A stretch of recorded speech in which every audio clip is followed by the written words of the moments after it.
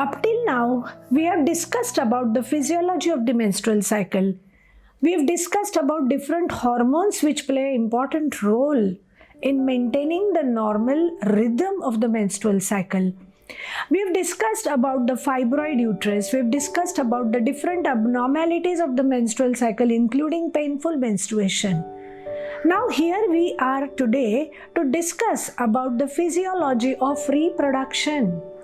How does a new human being or a new baby or the conception takes place in the female body? In the reproduction, the female gametes or the eggs are involved, and in the male reproductive system you have the spermatozoa. But how are these eggs formed? We have understood in the first episode when we learnt about the physiology of the menstrual cycle. You have primary follicle, secondary follicle, tertiary follicle, a mature oocyte which gets released, and then finally the corpus luteum. Similarly, in the male reproductive system, you have spermatogonia, then primary spermatocytes, secondary spermatocytes, spermatids, and the final outcome is sperms. And it is this union of the sperm with the egg or the ovum that results in a zygote formation. The meaning of the word zygote in Greek is to yoke together, and it is this union of this sperm with ovum we have to understand in detail. For the normal reproduction to occur, a female has to produce an egg in the ovulatory cycle. At the same time, the male partner has to have the semen, which has to have a normal count of the sperms, normal physiology of the sperms, normal motility of the sperms, and everything else has to fall in place absolutely properly. We know that approximately 400 eggs are produced in a total reproductive span in a woman. While as in man, if we see, almost at the act of one coitus, if we say 300 million spermatozoa are deposited in the vagina, out of those 300, only 200 sperms are able to reach the fallopian tube, and out of those 200 sperms, only one sperm is able to fertilize an egg in that particular cycle. The important parts in the female reproductive system are vagina, uterus, fallopian tubes, ovaries, and this is the mouth of the uterus or the cervix. The important parts in the male reproductive system are the seminiferous tubules, the epididymis, the vas deferens, the prostate, the seminal glands or the seminal vesicles, the bulbourethral glands, the prostatic urethra, and the penile urethra, which helps in the ejaculation of the semen at the time of coitus. After understanding the basic things or the basic areas of the reproductive system, now let us focus our attention to understanding actually how the reproduction takes place. Let us understand the different steps which are involved in the process of reproduction. The first step is the step of semen deposition. The second, decapacitation of the sperms. Third, sperm chemotaxis and thermotaxis. Fourth, sperm-egg interaction. Fifth, oocyte activation. Sixth, pronucleus formation. Seventh, step of syngamy. And the eighth, the step of zygote formation.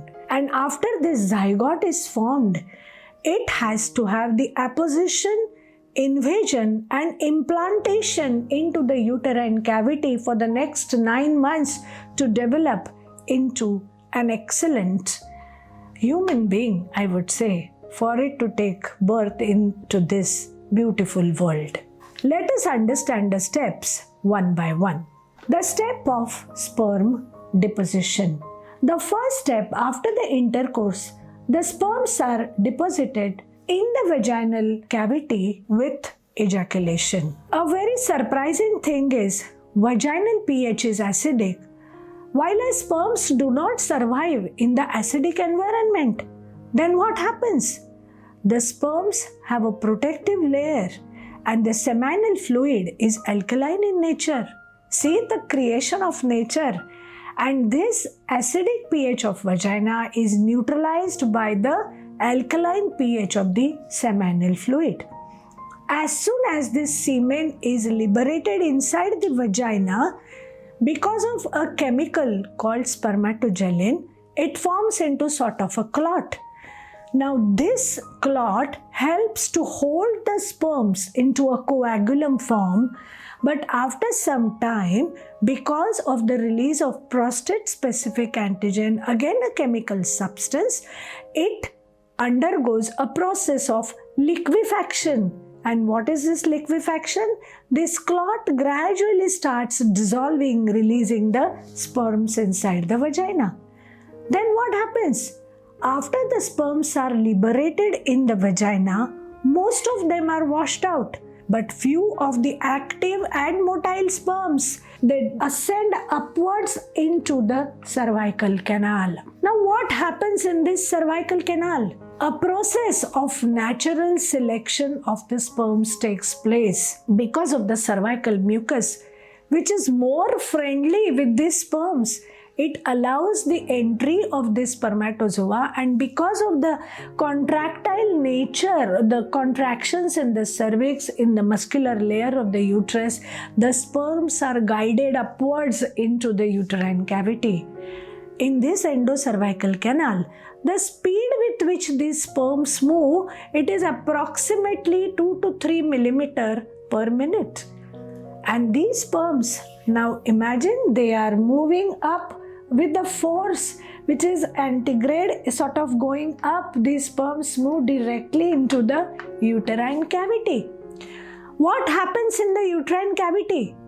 Of course, with different experiments, we have not been able to find out about exact speed of the sperms in the uterine cavity. But it is observed that few minutes after the intercourse, the sperms are found directly into the fallopian tubes. Imagine the speed with which they travel up. In the uterine cavity, the sperm motility hardly matters because it is the fluidity of the uterine fluid and the contractile nature of the uterine musculature. The sperms are literally pushed into the uterotubal junction, that is the junction or the opening where the fallopian tube opens into the uterine cavity. Now, once the sperm has reached the uterotubal junction, from the uterotubal junction it moves ahead into the further portion of the fallopian tube, that is the infundibular region.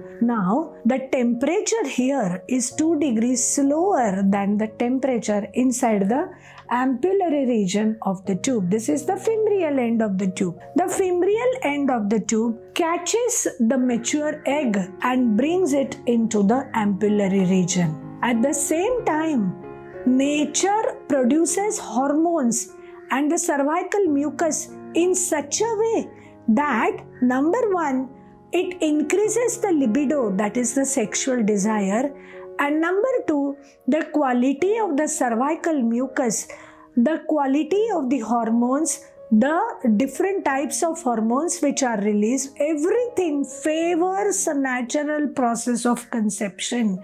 It's a miracle of nature. So it is this process of selection with which only one sperm moves further to fertilize one egg. What happens to the other sperms?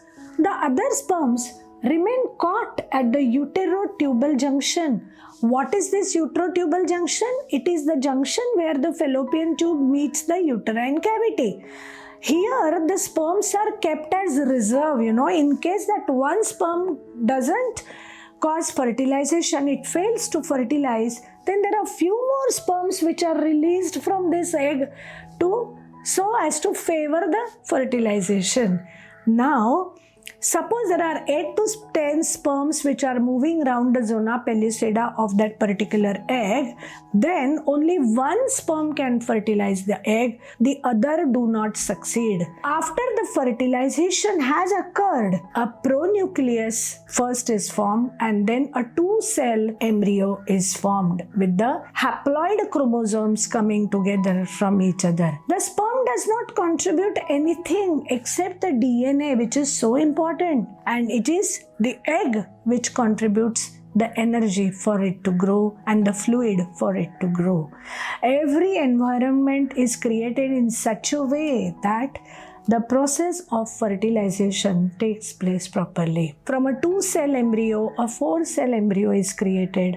From 4-cell to 8-cell, then morula stage of the embryo is created. From the morula, a blastocyst is created, that is a ball of cells with a blastocyst or a cavity in between.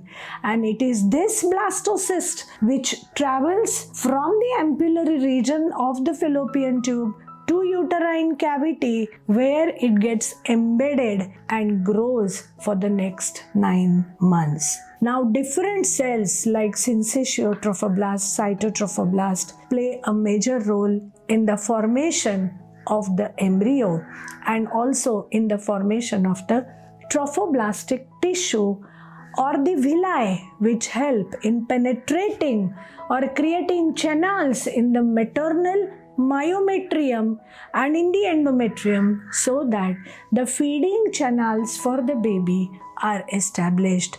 For that, the placenta is also formed. Until the placenta is formed, the corpus luteum, we have talked about this corpus luteum in the first episode when we talked about the physiology of menstrual cycle, that it is this corpus luteum which takes care of the pregnancy by release of the progesterone hormone, and the pregnancy is taken care of till 12 weeks. At approximately 5 to 6 weeks of gestation, the fetal heartbeat also starts. What is also more important is to have a baby which has a good mind also. Who will not like a baby which is physically fit, at the same time mentally healthy and emotionally tranquil?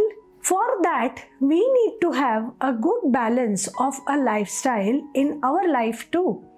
Because it's only the good lifestyle which is going to give rise to the good quality of the eggs, at the same time the good quality of the sperms. So, to take home, you have to have this message that you have to have a good lifestyle if you want a good outcome of the pregnancy. Number 2, be regular in your exercise schedule. Third important message is be good in your dietetic habits. That is, you have to have lot of antioxidants in your diet. Colorful food is very important. And the fourth thing, maintaining an emotionally balanced or equipoised state of mind and emotions is equally important to have a healthy outcome of a pregnancy. I think you've understood the message very well.